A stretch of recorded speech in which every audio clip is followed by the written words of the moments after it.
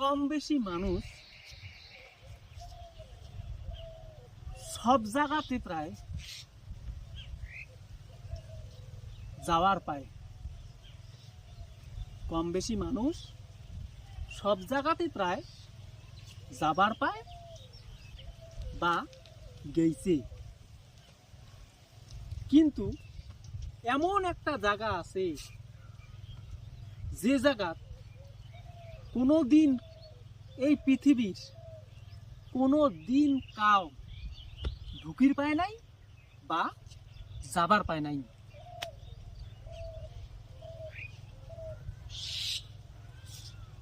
কন্ত সেই জায়গাটার নাম কি?